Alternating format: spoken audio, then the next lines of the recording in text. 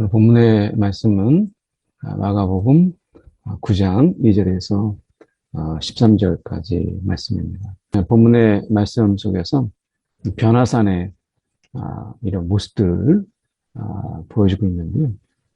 어떻게 보면 우리가 이 변화산이라고 하는 이것은 나중에 그들이 이제 이 영광, 어떻게 보면 이 앞의 모습이 이제 그리스도가 누구냐 라고 해서 너희는 나를 누구라 생각하느냐. 주는 그리스도시요. 이렇게 얘기했을 때, 이제 그들이 그리스도라 고백했을 때, 그리스도의 영광, 이것을 보여준 거예요. 이것이 이제 변화산이라고 한다면, 예수님이 그럼 변화산이 끝이냐. 마가복음은 9장에서 끝나지 않고, 16장에서 끝나거든요. 그러면 이 9장 속에서 이제 앞에 8장에서 이제 딱 중간에 마가복음 16장에 딱 중간에 저는 그리스도시다 라고 하는 신앙 고백이 딱 가운데 있음으로 인해서 마가복음에서 말하려고 하는 것은 예수가 그리스도시다 라고 하는 것을 말씀하려고 하는 거죠. 그리고 이제 바로 9장이에요. 그때 이제 뒤면 그리스도의 영광, 변화산의 이런 모습들을 보여줍니다. 그러나 여기서 생각해야 될 것은 예수님의 그리스도의 그 영광이라고 하는 것은 갈보리산, 십자가의 그 죽으심, 십자가의 그 고난. 그래서 그 고난이 없는 영광은 없다라고 하는 것을 제자들에게 말씀하시기 위해서 먼저 그리스도의 영광을 보이시고, 그리고 이제 이 그리스도의 영광은 나중에 십자가의 그 죽으심, 이 죽으심이 있은 이후에 이러한 영광이 있다라고 얘기함으로 인해서 어떻게 보면 제자들에게 그리스도의 영광을 보이시고, 그리고 나서 이 갈보리 산의 죽음을 그들에게 말씀하고, 그리고 그 갈보리 산 십자가의 죽으심의 의미, 이것을 제자들에게 보이려고 하신 것이죠. 오늘 우리의 삶 속에서도 어떻게 하면 고난이 없는 영광이라고 하는 것은 있을 수 없죠. 어떻게 보면 피 흘림이 없이는 사함이 없는 것처럼 우리가 고난이 없는 그 영광. 그래서 우리 가운데 자기 십자가를 지고 나를 따르라 라고 이야기하심으로 인해서 우리 가운데 이 고난이 주는 그 영광. 그래서 고난 뒤에 우리가 오는 영광. 그래서 우리의 고난은 이미 영광스러운 고난이다. 예. 그래서 우리의 고난이 그냥 어떻게 보면 하찮은 무의미한 이런 고생이 아니라 이 고난은 영광스러운 고난이다. 라고 하는 것을 우리 가운데 말씀하시고자 하시는 것이죠. 말씀해 보면 엿새 후에 예수께서 베드로와 야고보, 요한을 데리시고 그래서 이들만 따로 높은 산에 올라가세요. 어떻게 보면 제자들 전부가 아니라 이들만 데려갔던 이유 속에서 생각해 본다면 만약 여기서 다른 유다가 갔다. 그러면 어떻게 했을까요? 아마 지금 당장이라도 이러한 영광을 보면서 예수님의 이 죽으심, 그래서 죽은 자 가운데서 살아나야 할 때까지, 죽은 자 가운데서 살아나야 될 때까지 아마 이 말씀에 가룟 유다는 크게 걸려서 넘어지지 않았을까. 더군다나 이런 변화산의 모습을 보고 가룟 유다가 얼마나 낙심했을까.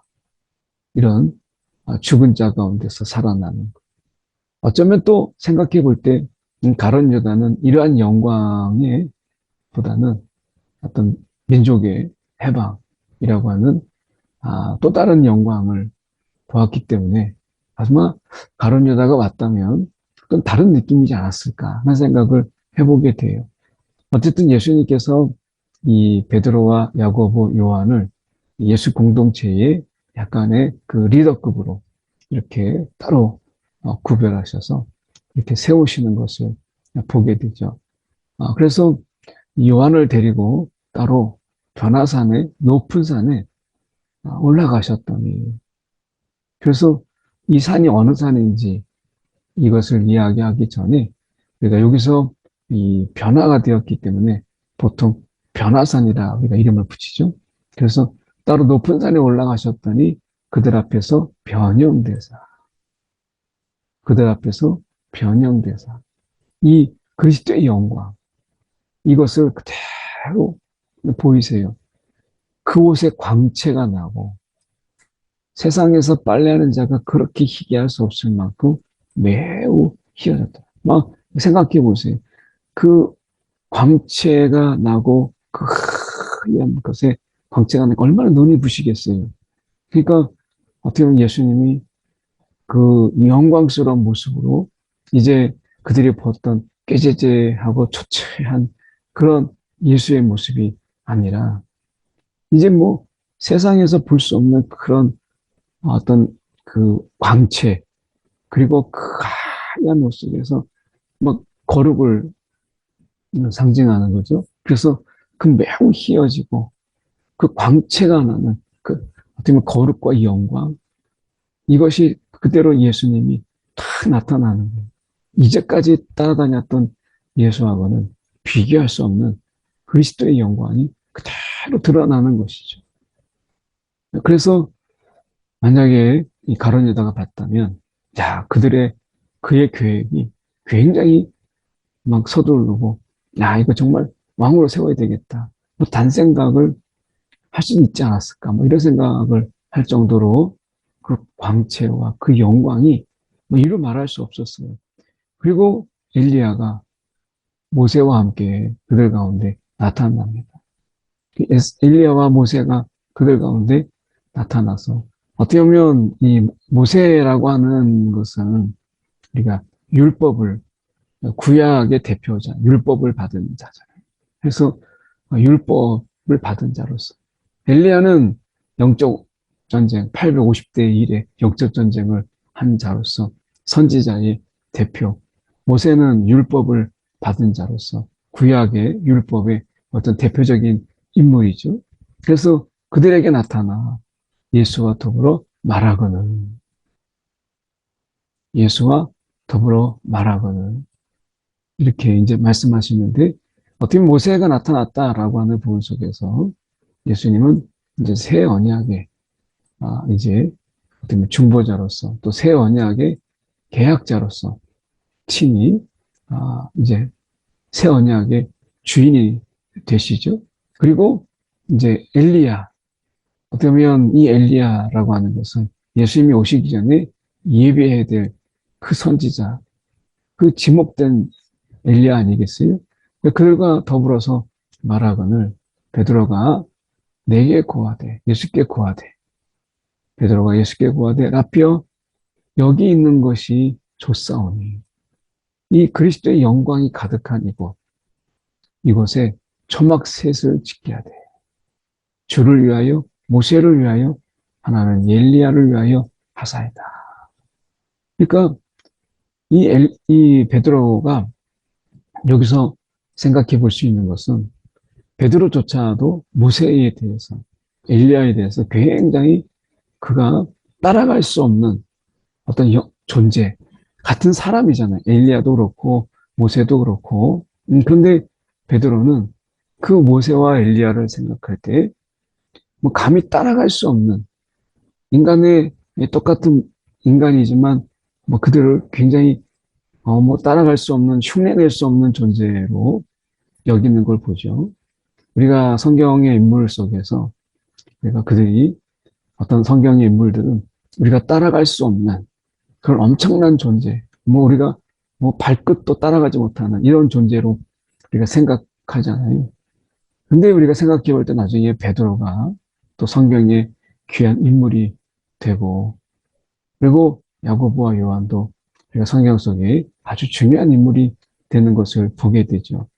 이걸 보면 결국 모세나 엘리야도 여전히 부족했고, 또 모세도 보면 하나님의 부르심 속에서 나는 입이 둔한 자라, 어눌한 자라, 뭐 이렇게 했던 그런 존재 아니겠어요? 어떻게 보면 우리가 똑같은 인간이고 똑같은 사람이지만 하나님이 쓰시기에 따라서, 그리고 그 연약한 자를 다듬으시고 또 연단해서 하나님께서 쓰시는 것을 보게 돼요. 이런 모습들을 우리가 본다면 성경의 인물들은 우리가 따라가지 못할 굉장히 높은 위치에 있는 어떤 사람들이 아니라 하나님이 이렇게 하셨구나. 하나님이 그렇게 하나님이 연단하셔서 이렇게 하나님이 크게 또 쓰시는구나. 라고 하는 것을 보는 거죠. 하나님이 쓰셨다.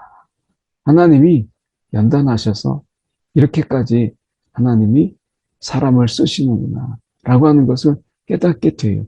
우리가 베드로나 야고보나 요한을 보면 그런 것 속에서 이거 따라갈 수 없는, 이거 바울을 생각할 때 흉내낼 수 없는 이렇게 생각하지만 오늘도 하나님이 우리 연약한 가운데서 하나님이 우리를 쓰셔서 하나님께서 이 그 고난에 그 그리스도의 영광에 참여시키는 자로 우리를 다듬으시는 것을 보게 되죠.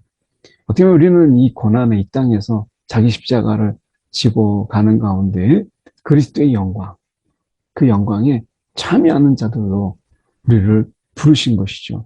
그래서 여기에 제자들과 모세와 엘리야, 구약의 어떤 대표, 신약의 제자들, 이렇게 속에서 그 변화산의 모습 속에 그리스도의 영광에 그들이 같이 있는, 이 참여하는 것처럼 아주 상징적인 것처럼 우리가 고난을 받고 그리고 이 세상에서 때로는 조롱을 당할지라도 우리가 주님이 걸으셨던 그 주님의 길, 그 십자가의 길을 가게 될 때 우리는 그 영광스러운 고난을 지난 다음에 이 그리스도의 영광에 참여하는 자들로 우리를 세우신다라고 하는 것을 보여주는 것이죠. 그래서 먼저 이것을 통해서 우리를 위로하고 우리가 어디로 가고 있는가라고 하는 것을 분명히 보이셨어요.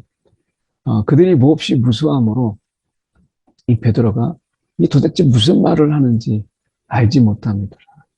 너무 당황하니까 초막셋을 우리가 짓고 여기가 좆사오니, 여기가 좆사오니.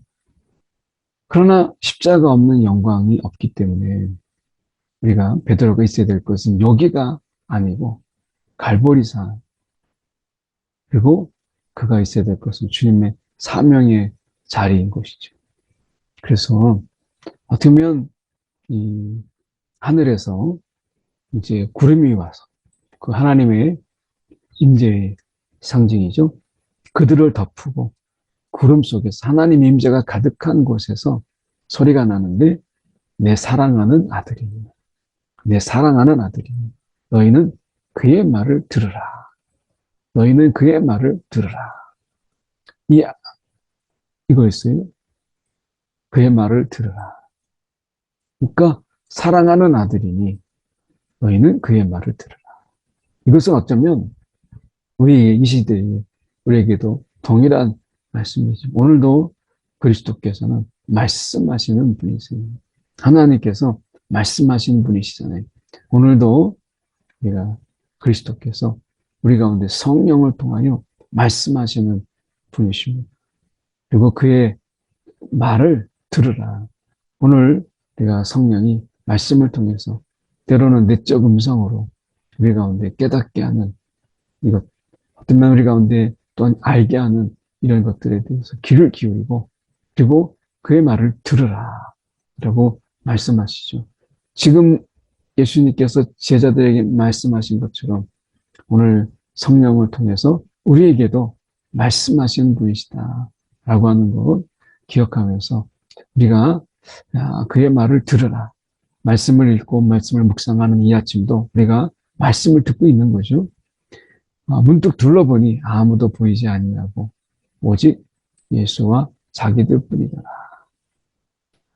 이 의미가 굉장히 크죠. 우리가 이 세상에 살아갈 때 우리가 오직 예수와 나, 예수와 우리, 라고 하는 세상 속에서 어떻게 보면 자기를 부인하고의 모습이 바로 이런 모습이죠. 세상은 온데간데 없고 예수와 나, 오직 예수만 보이는 이런 세상. 이것이 우리가 자기를 부인하는 삶의 모습이에요.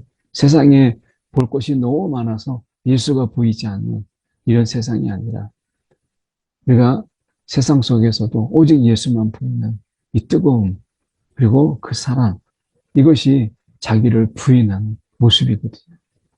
그들이 산에서 내려올 때에 예수께서 경고하시되 인자가 죽은 자 가운데서 살아날 때까지 이 그리스도의 영광을 아무에게 이르지 말라. 부작용이 너무 크니까 그런 것이죠.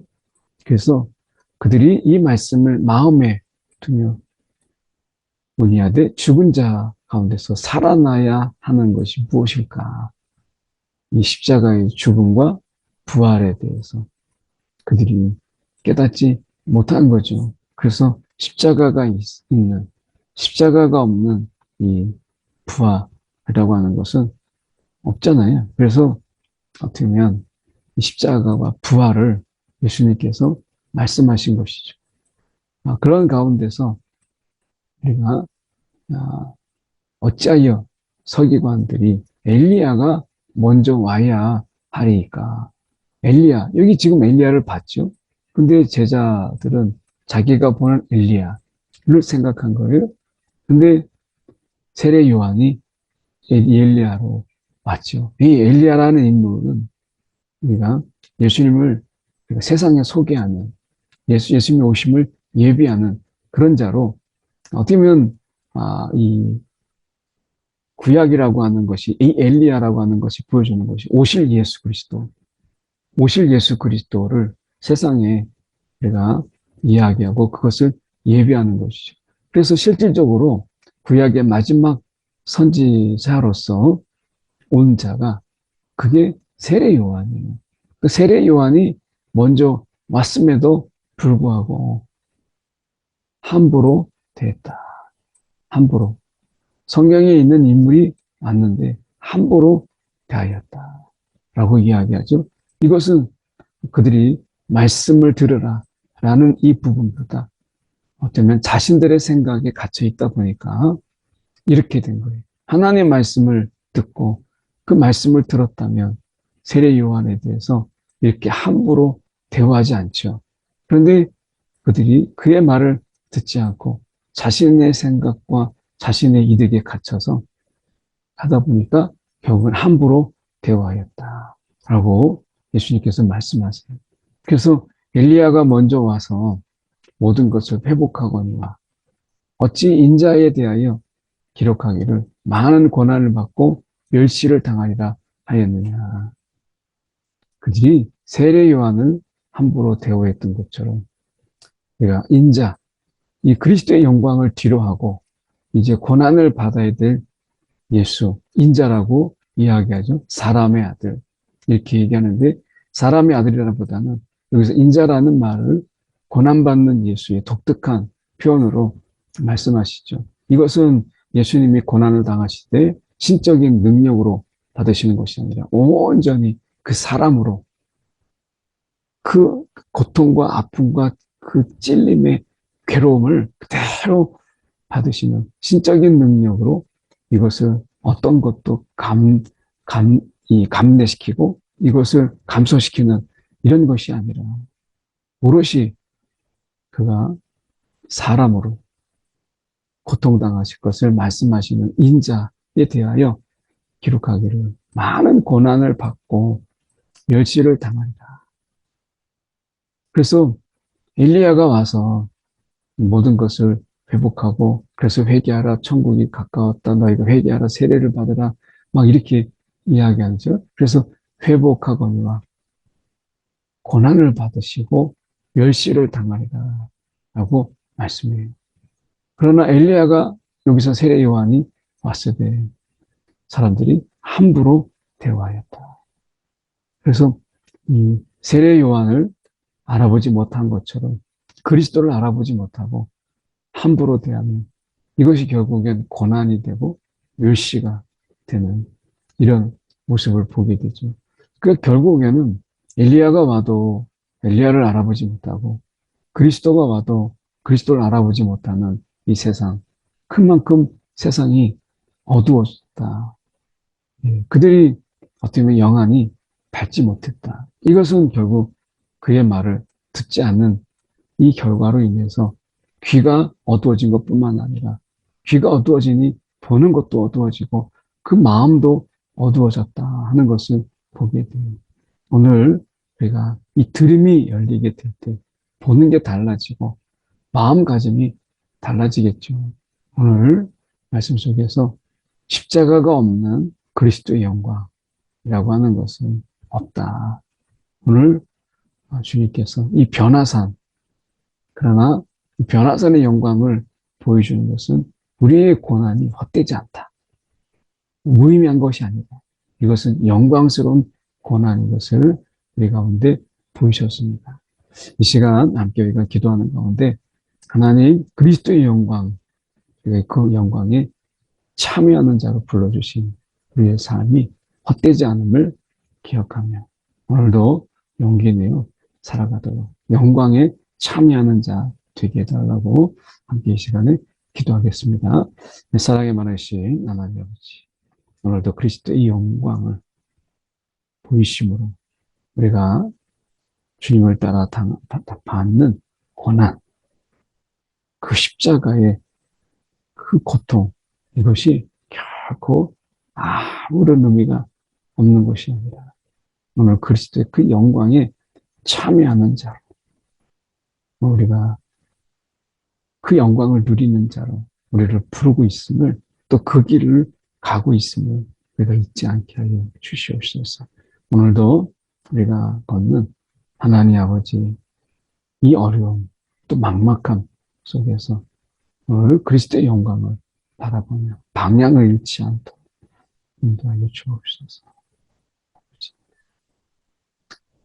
사랑에 많으신 하나님 아버지, 오늘도 그리스도의 영광 우리가 마음에 품고 우리가 당하는 고난과 또 어려움 속에서 그 영광에 참여할 날을 기다리며 사모하며 오늘도 주님을 바라보며 주님만 있는 하나님 그런 삶의 자리 속에서 우리가 흔들리지 않으려고 오늘도 주님의 영광에 참여하는 자로 이 영광스러운 고난에 기꺼이 우리가 머무는 우리의 심령들이 되게 하여 주시옵소서. 주님, 오늘도 주님으로 인하여 우리가 힘을 얻는 이 하루가 되게 하여 주옵소서. 살아계신 예수 그리스도를 받들어 기도드립니다. 아멘.